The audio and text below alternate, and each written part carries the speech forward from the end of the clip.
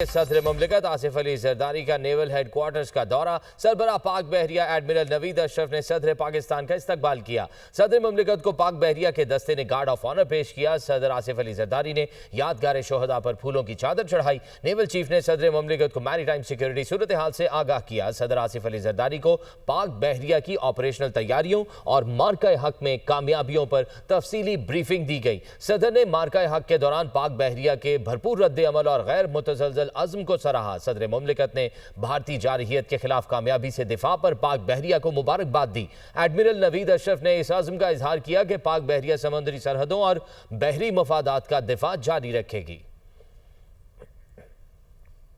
Field marshal Syed Asim Munir से पाकिस्तानी सिफारतकार साइमा सलीम की मुलाकात। साइमा सलीम यूएन मिशन में पाकिस्तान की नुमाइंदा है। ISPR के मुताबिक फील्ड मार्शल की साइमा सलीम से एक खुशगवार मुलाकात हुई। साइमा सलीम ने बशारत से महरूमी के बावजूद आलमी सिफारतकारी के मैदान में नुमाया मकाम हासिल किया। साइमा सलीम की अक़वाम मुत्तहिदा में अपने काम और पाकिस्तान को दरपेश अहम चैलेंजेस और मसाइल पर ब्रीफिंग। फील्ड मार्शल ने भारत की रियासती सरपरस्ती में दहशत गर्दी जैसे खतरे को उजागर करने पर साइमा सलीम की तारीफ की।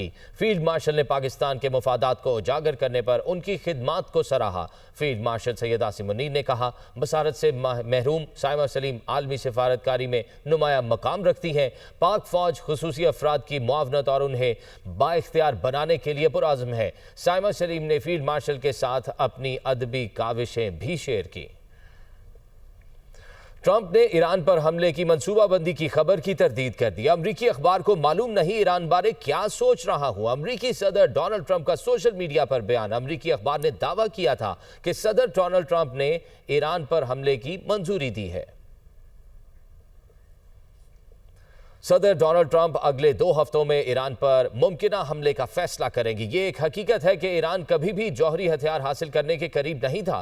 तर्जुमान व्हाइट हाउस के मुताबिक अमेरिका ईरान इसराइल तनाज़े में पेशरफ्त को मॉनिटर कर रहा है। डोनाल्ड ट्रंप हमेशा सिफारतकारी को आगे बढ़ाना चाहते हैं। इसराइल ईरान कशीदगी पर अमरीकी हिकमत अमली ज़ेर गौर है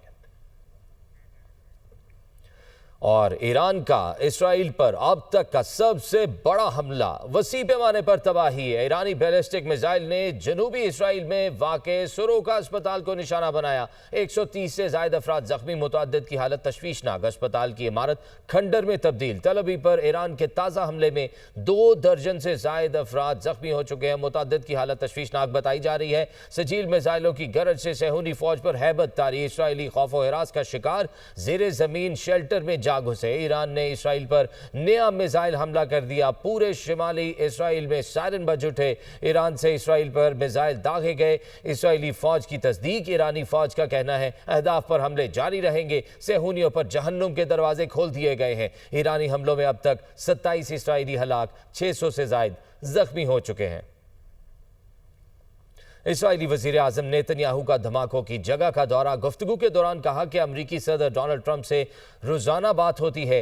अमरीका का इसराइल के साथ ज़बरदस्त ताउन जारी है। ईरान को यूरेनियम की अफजूदगी की इजाज़त नहीं दे सकते। डोनाल्ड ट्रंप को सब मालूम है, उनके फैसले के आगे कोई खड़ा नहीं हो सकता। अमरीका का दिफाई निज़ाम हमारे लिए काम कर रहा है। अमरीकी पायलट हमारे साथ मिलकर ईरानी ड्रोन्स गिरा रहे हैं। इसराइल का अमरीका को मदद के लिए पुकारना कमजोरी की अलामत है। ईरानी सुप्रीम लीडर आयतुल्लाह खामनाई का समाजी राब्ते की वेबसाइट एक्स पर बयान। कहा, कौम को बताना चाहता हूं कि अगर दुश्मन को यह एहसास हो कि आप उनसे डरते हैं तो वो आपको नहीं छोड़ेंगे। वही सलूक जारी रखें जो आपने आज तक रखा है। ताकत के साथ इस रवैये को जारी रखें। आज इंतहाई दुरुस्तगी के साथ इसराइल पर हमले किए। ईरानी वज़ीर ख़ारजा अब्बास इराक़ची का कहना है कि इसराइली फ़ौजी कमांड, कंट्रोल, इंटेलिजेंस हेडक्वार्टर्स और एक अहम हदफ को निशाना बनाया। धमाके से मिलिट्री अस्पताल के एक छोटे से हिस्से को मामूली नुकसान पहुंचा। अस्पताल गजा में जारी नस्लकुशी में इसराइली फ़ौजियों के इलाज के लिए इस्तेमाल होता है। इसराइली फ़ौज गजा में 94% फ़लस्तीनी अस्पतालों को तबाह कर चुकी है। ये ईरान नहीं, इसराइली हुकूमत है जिसने इस खून रेजी का आगाज़ किया। इसराइल ने सैकड़ों बेगुनाह ईरानियों को बेदर्दी से कत्ल किया है। इसराइली शहरी हमारी जानिब से दी गई इनखला की हिदायत पर अमल करें। हमारी फ़ौज ईरानी अवाम को निशाना बनाने वाले मुजरिमों को निशाना बनाती रहेगी।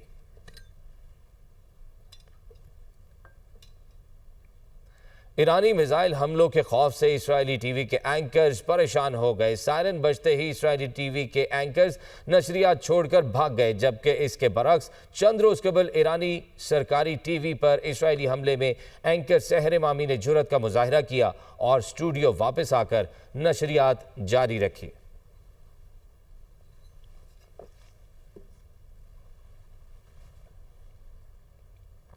امریکی نشریاتی ادارے نے اسرائیل کی جانب سے ایران کے سرکاری ٹی وی پر ہونے والے حملے پر رپورٹ بنائی۔ فوٹیج میں دیکھا جا سکتا ہے کہ نیوز روم میں تباہی ہے، کی بورڈ، فونز پگھل چکے ہیں۔ اسرائیلی حملے سے ایرانی ٹی وی کی عمارت کو شدید نقصان پہنچا۔ ایران میں اس حملے پر عوام میں بہت غم و غصہ پایا جاتا ہے۔ ہم خامنائی کی حفاظت کو اپنا قومی اور دینی فریضہ سمجھتے ہیں اور امریکہ جنگ میں شامل ہوا تو اس کے خلاف بھی مزاحمت کریں گے۔ پاکستان میں تعینات ایرانی سفیر رضا امیری مقدم نے پروگرام دنیا مہر بخاری کے ساتھ میں گفتگو کرتے ہوئے کہا کہ امریکہ ابھی تک نفسیاتی جنگ کا حصہ ہے، اس کے ہتھیار پہلے ہی اسرائیل کے پاس موجود ہیں۔ مزید کیا کہا آپ کو سنواتے ہیں۔ کیا ایران کے رہبر اعلیٰ آیت اللہ خامنئی جو ہیں وہ محفوظ مقام پر ہیں؟ ہم اس وقت حالت جنگ میں ہیں۔ ہم نہ صرف اپنے وطن کا دفاع کریں گے بلکہ اپنے قائدین، بالخصوص رہبر معظم انقلاب اسلامی کی حفاظت کو بھی اپنا قومی اور دینی فریضہ سمجھتے ہیں۔ انہوں نے یقیناً اسلامی دنیا کے شدید رد عمل کو دیکھ لیا ہوگا۔